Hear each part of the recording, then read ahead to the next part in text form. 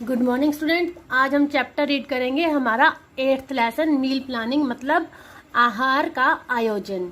इससे पहले हमने 7th लेसन में रीड किया food groups and the factors of which effect the selection of foods. मतलब हमने फूड ग्रुप्स के बारे में जाना और उन फैक्टर्स के बारे में जाना जो हमारे फूड को सिलेक्ट करने में हमें प्रभावित करते हैं।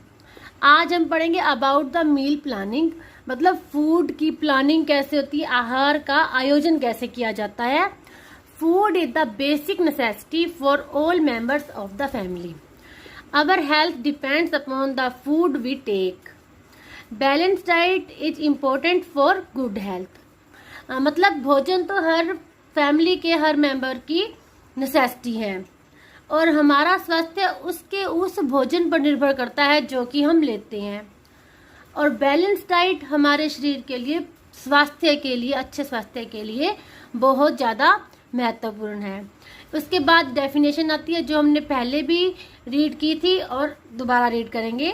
अ balance diet is one which contains different types of food in adequate quantities and right proportions to meet the nutritional requirements of our body. Balance diet मतलब संतुलित आहार वो होता है जिसमें डिफरेंट टाइप के फूड्स होते हैं और उतनी क्वालिटी में जितनी की हमें, क्वांटिटी में जितनी की हमें चाहिए, उस अनुपात में जो हमारी बॉडी की जो रिक्वायरमेंट्स है पोषण की, उसको पूरा कर सके। Nutritional requirements of different member of the family depend on their physical activity, age and sex. अब पोषण हर व्यक्ति के लिए उसकी लिंग पर आधारित होता है, उसकी एज कितनी है और वो कितना फिजिकल एक्टिविटी करता है, इस पर डिपेंड करता है। तो हर व्यक्ति का न्यूट्रिशनल रिक्वायरमेंट्स अलग अलग होती है। There can be dissimilarity in their liking for foods. और इसके अलावा जो वो लाइकिंग है, चॉइस भी फूड की अलग अलग हो सकती है। So a housewife had to take a number of decisions in order to provide a balanced diet to each member of the family. तो एक हाउसवाइफ को इन सभी बातों को ध्यान में रखकर एक बैलेंस डाइट अपनी फैमिली को देनी होती है। फॉर एग्जाम्पल वो सोचती है व्हाट शुड बी कुक्ड, क्या पकाया जाए, when and how much should be cooked, कब और कैसे कुक किया जाए, पकाया जाए, when and how to be served, और उसे कैसे और किस समय पर सर्व किया जाए। Before cooking food, taking an appropriate decision after considering all these things and implementing that decision is called meal planning. तो ये सारी बातें अपने दिमाग में रखकर निर्णय लेना और उस निर्णय को अपने कार्य में क्रियान्वित करना ही मील प्लानिंग कहलाता है। मतलब इसे पहले अपने दिमाग में सोचना कि किस व्यक्ति को किस चीज की आवश्यकता है, उसे कब देनी है, कैसे पका कर देनी है। तो इस meaning of meal planning. Meal planning is the planning of meals for all member of the family in order to provide nutrition on time according to their needs and choice. Meal planning क्या होता है? घर के सभी, परिवार के सभी members को उनकी आवश्यकता के अनुसार और उनकी चॉइस के अनुसार और उनको न्यूट्रिशन समय पर प्रोवाइड करना। जो भी उनको फूड की डाइट है उनके समय पर, उनकी जो बॉडी की न्यूट्रिटिव लेवल है उसके अनुसार, उनकी आवश्यकताओं और उसके चॉइस के अनुसार देना। अब आगे कहते हैं meal planning is both a science और and an art. Meal planning दोनों ही है, एक साइंस भी है और आर्ट भी है। कैसे है science? It is a science of selecting food of the basis of nutritive value to provide optimum nutrition to all member of the family.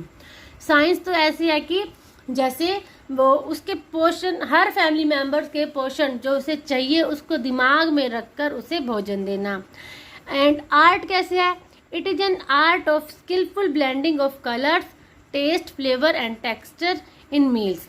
इसके अलावा जो मील है उसमें रंग, स्वाद, सुगंध, बनावट, इन सब को सम्मिलित करना और इसलिए ये आर्ट कहलाता है।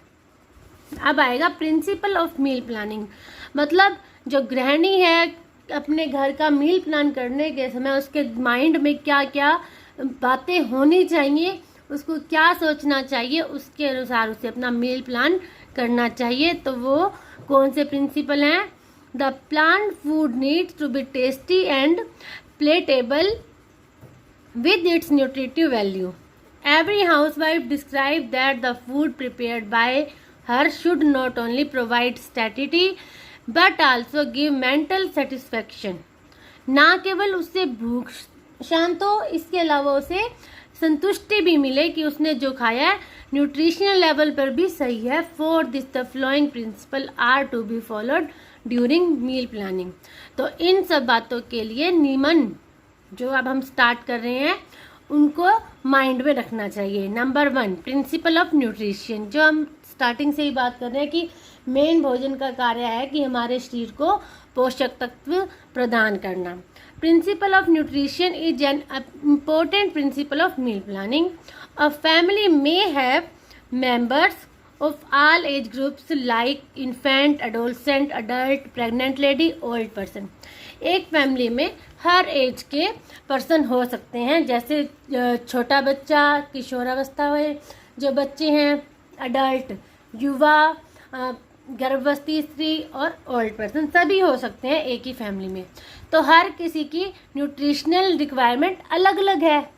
तो इन सब की न्यूट्रिशनल रिक्वायरमेंट के अनुसार उन्हें उनका डाइट देना ही एक उसका हाउसवाइफ का फर्ज है, या वो चाहती है कि मैं उनको उनके डाइट इस प्रकार दूं कि उन्हें किसी चीज़ की कमी ना हो, according to their nutritional level. During meal planning it is also important to include some foods from each food group. Food selected from only one food group are neither nutritional balanced nor likeable.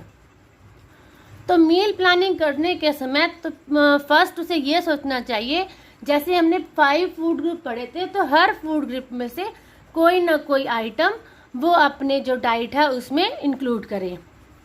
क्योंकि अगर एक ही food group में से हम सारे वही एक ही food group में से डाइट लेंगे तो वो ना तो बैलेंस डाइट होगी, ना ही वो अच्छा लगेगा।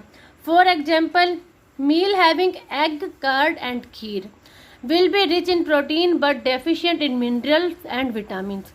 जैसे अगर हम एक ही फूड ग्रुप में से दूध, दही और खीर ले लेते हैं, इससे हमें प्रोटीन तो मिलेगा लेकिन हमें मिनरल और विटामिन्स नहीं मिल पाएंगे, क्योंकि इन तीनों ही चीज़ों में मिनरल विटामिन नहीं है। विटामिन में जो मिनरल्स और विटामिन है हमें फलों और सब्जियों से मिलेंगे। In addition to this, a housewife should also ensure that the amount of food planned is also adequate। इसके अलावा एक हाउसवाइफ को ये भी श्योर करना चाहिए कि जो खाना वो दे रही है ना वो कम हो ना ही ज़्यादा हो, मतलब एडुकेट क्वांटिटी में देना है। Second principle of meal planning is meal pattern must suit the family. जो भी वो मील बनाए ऐसा मील बनाए कि वो पूरी फैमिली को सूट करे। एक ही मील मतलब सारी फैमिली खा सके। No two families have exactly the same nutritional needs since the difference in the member family in the number of family members, their age and their food likes and dislikes. मतलब दो families का भोजन भी एक जैसा नहीं हो सकता, चाहे वो न्यूट्रिशनल लेवल चाहे वो लाइक्स एंड डिसलाइक्स पर बेसिक उसका हो, क्योंकि फैमिली में नंबर ऑफ मेंबर जो है वो अलग हो सकते हैं, उनकी एज अलग हो सकती है और फूड को लाइक और डिसलाइक, कोई फूड पसंद करता है तो कोई दूसरा फूड पसंद करता है। तो इस प्रकार दो फैमिली का भोजन एक जैसा नहीं हो सकता। इसके अलावा apart from this number of meal taken in a day by the family also differ. इसके अलावा कुछ फैमिलीज जो उनका भोजन करने का टाइम है वो भी एक दिन में कितने टाइम भोजन लेते हैं ये भी पैटर्न अलग होता है। फॉर एग्जाम्पल, किसी फैमिली में 2 ही समय खाना खा जाता है तो वो चाहते हैं कि उन्हें जो भी उनकी न्यूट्रिशनल रिक्वायरमेंट्स हैं वो 2 ही मील्स में पूरी हो सकें।